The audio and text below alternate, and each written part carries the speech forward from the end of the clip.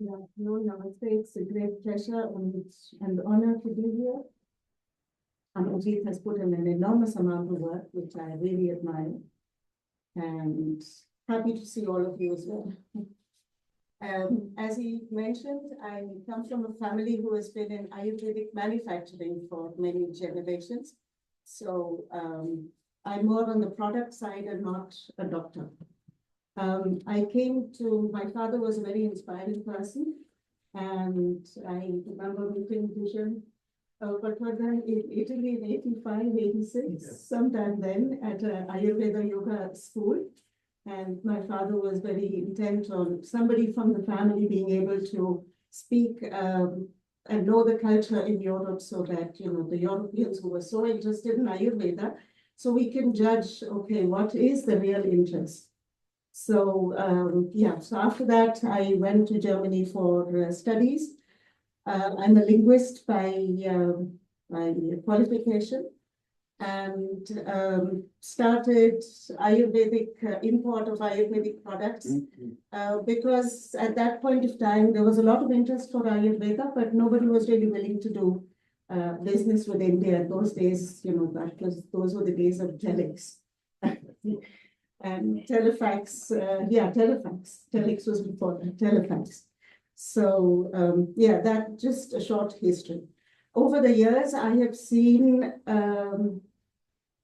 the wall come down in Berlin and the EU come together, and also the regulations, changing, transiting from German regulations to EU regulations.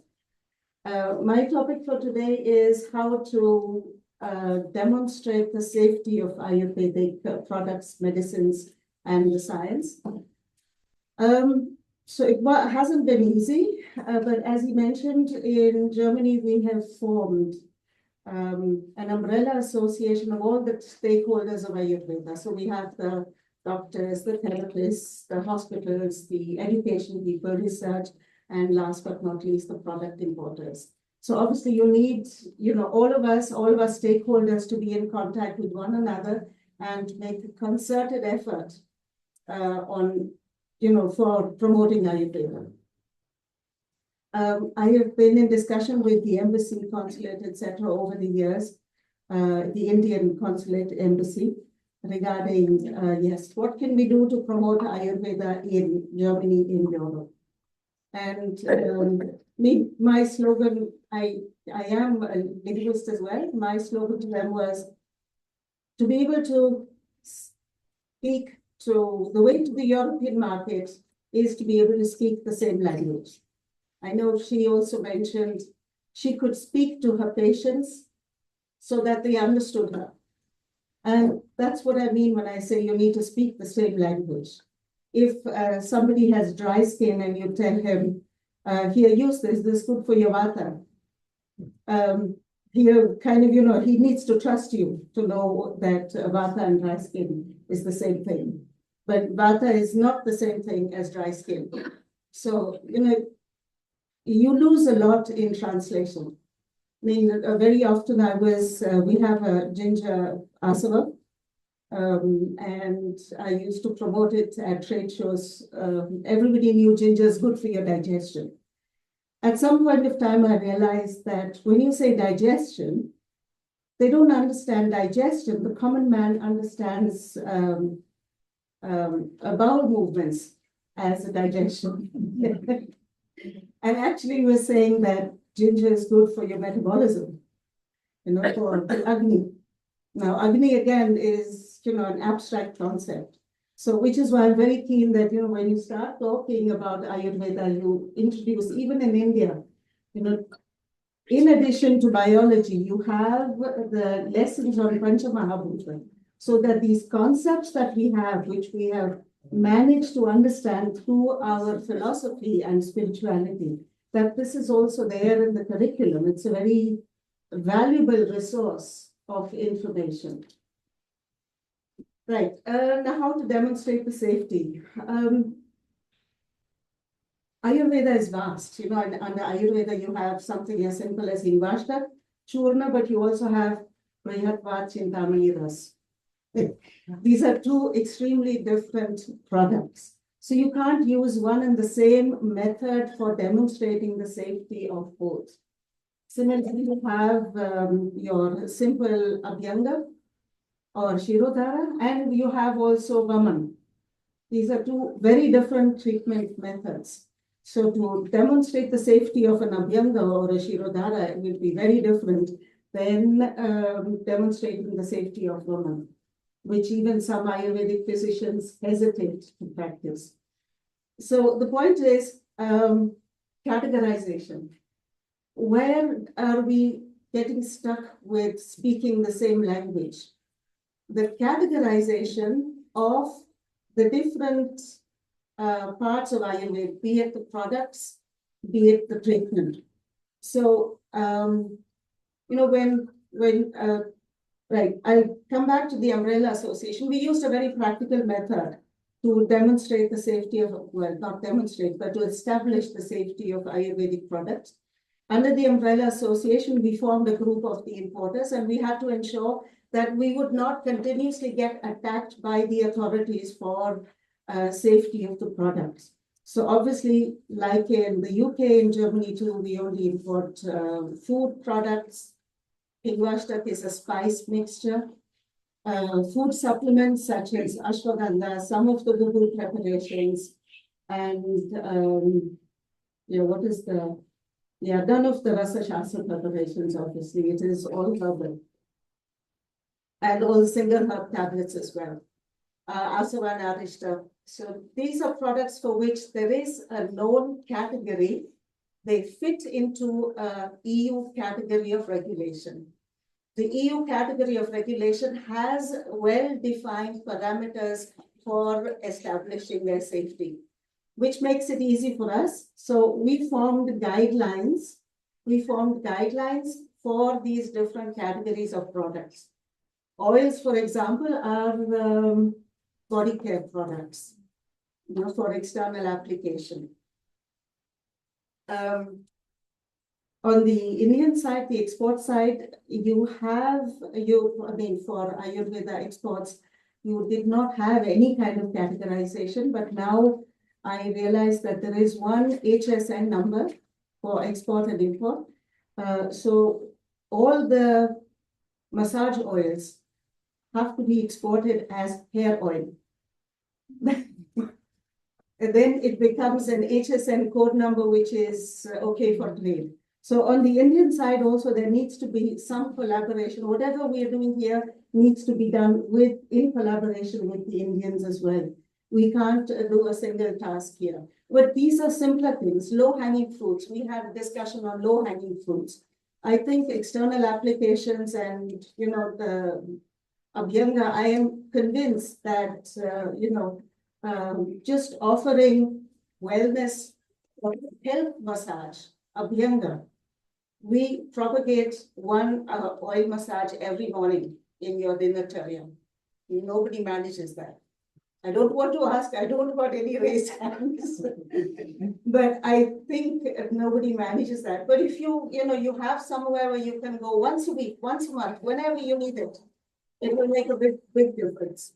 And you will build up confidence with the people. They know what it does, like she experienced, it helped her. Once you make that experience with something simple, long before you need medical help, it will build your confidence. It will build the person's faith and trust and confidence that this really helps. You might not need all the studies. It's the people you are approaching, and it makes sense. It makes sense to everybody to just experience that. And everybody will agree with you that there are things that you cannot show in a study, but you can feel it. So I would take that approach as well, to use these low-hanging fruits and not always stand on a high pedestal and say Ayurveda needs to be recognized on par with Western medicine, etc., etc. I mean, we should not feel less than we are because we are more than we are. Right, so with the Umbrella Association, as a matter of self-regulation, we formed guidelines for the products. This helps us as operators, it helps the customer. The customer asks, yeah, is this product safe? Has it been tested? Has it been registered? And once we have these guidelines, which are then, they're not official as in national, but they are, you have an association behind you where we say we have an umbrella association that has formed these guidelines together with the member companies. Similarly, there are guidelines also being formed for education. For Ayurveda here in Europe and England, you would have different levels of education. You would have in Germany already mentioned the Heilpraktiker institution. You also have therapists, and we need a lot of therapists. Even India needs a lot of therapists. Last time when I was in Mumbai and I went to an Ayurvedic doctor, she did the massage herself. She said, we don't find any therapists to give the massage. So we need therapists even in Europe and in Germany. And the centers you were talking about, the rooms, community rooms, I think, if you had therapists who offered a massage would be great. I mean, most of even in a place like Heidelberg, which is a small town of 1.5 lakh people, we have about 8 Thai massage salons. And they are visible everywhere. They have one room with 6 massage tables. Yeah. And you call them, you get an appointment within 2 hours or maybe 5 hours on the weekend, but you can get one on the same day. When you look for Ayurveda, you have maybe 3, 4 people who are not visible anywhere. And if you call them, you will get an appointment maybe in 3 weeks. And so, I'm criticizing, but I'm criticizing so that we can approach these issues and solve them. So in my opinion, Ayurveda has been overburdened with a lot of, how shall I put it? With a lot of, hype. It has to be Panchakarma, just simple Abhyanga. It doesn't have to be Panchakarma. The oil massage is not only Purva Karma. Oil massage is needed regularly. It's your lubrication. So if we approach it in that manner without feeling lesser for the value that we are offering because it's not medical, I think we will also, make inroads into promoting Ayurveda on all levels. I hope I have not deviated too much. Self-regulation of the operators of Ayurveda, be it in terms of education, as I had mentioned earlier, it would be made in Germany. We have not yet managed it. Who was Sira Singh, right? Yeah, he had mentioned that they have a set of guidelines for the doctors in the UK, and they're looking at other countries as well. But that is probably one of the steps that would be very useful.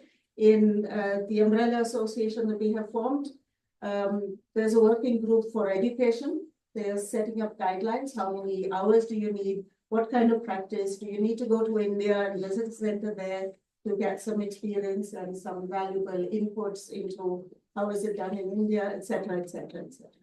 So all these self-regulatory guidelines will go a long way in helping the customers, the patients, the operators, as well as the regulators. When the regulators come and say, okay, this is focus, it's quacks, whatever, you can say, no, we have guidelines which, make sense. They talk the same language. Not practically, you talk the same language which they understand. And once you have that, you have an overlap. And it's easy to understand. Wherever you have an overlap, there's good communication. There's communication that is understood. So that is practically the most important part of bringing Ayurveda across without too much hype or too much difficulty in understanding the simple principles. Okay, that's all for today.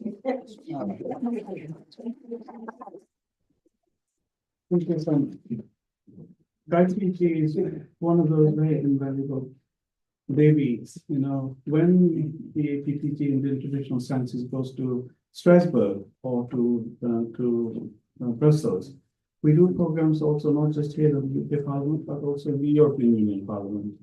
And Dr. Joshi ji, has been there many times, with us. In fact, every time. And he will have remembered Gayatri ji. Yes. Because she is always at our programs in the EU Parliament. So we are very happy, that you continue your support and your blessings in all the work that we're doing. Gayatri ji, thank you so much. Do you want to say a few words?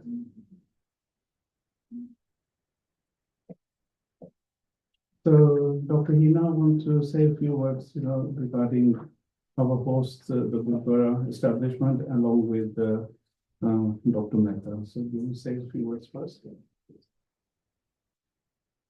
Firstly, I would like to thank Amarjit Bhamra for arranging this such a beautiful event for integration of Ayurveda and modern medicine. And I feel that I'm sure that this will have a positive outcome for Ayurveda and the other medicine to integrate in and help for the community for the better outcome of their results. Yeah.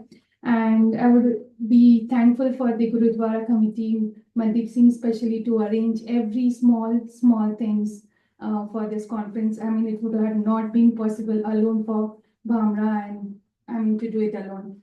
And I would especially thank Mr. Mehta to be here and give us the support, moral support in every way you can. Thank you so much. Thank you, everyone. I wanted to speak about the Langar ladies, but she gave up. Please, could I ask Dr. Mehta, got my right name this time, to thank especially our very good, our pioneering friend, Mandeep Singh ji, for all his invaluable contribution. Because maybe he'll be here just for a few little time tomorrow, so we want to take this as one opportunity of thanking you. Ladies and gentlemen, do you think we had a nice day today? Yes. This historical Gurudwara, 1908, since then, we had fortune to be sitting in this place and we heard of the story from Mr. Mandeep. Not only the sponsorship of the Gurudwara for this meeting, and Amarjit, of course, has been doing extremely hard work with Hina, but the chai, how can Indian function be there without chai? So, Manjit, chai is just one example. Samosas and pakoras, my goodness, absolutely brilliant. So the ladies who were cooking and all the staff in the kitchen, and then langar. The langar in Gurudwara is one of the best food you can have anytime, anywhere. So all this I am saying to say thank you to Mr. Manjeet ji. Manjeet. Manjeet will come there. I need to give you a big hug if it's all right, if it's allowed. This is on behalf of all. And there is a very small token of appreciation. Amarjit ji thinks this is gold in this. Just for you. And really appreciate it. Thank you very much. Thank you. We'll take some pictures. But, Hina.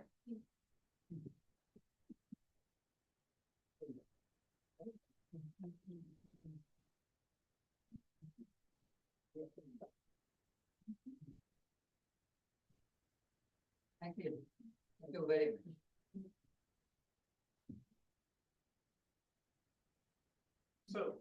So bringing our final speaker, can I please invite Dr. Ravi Shankar Polishetty a visionary in the field of healthcare, blending modern medicine with ancient Ayurvedic wisdom, as a renowned cardiac surgeon and Ayurvedic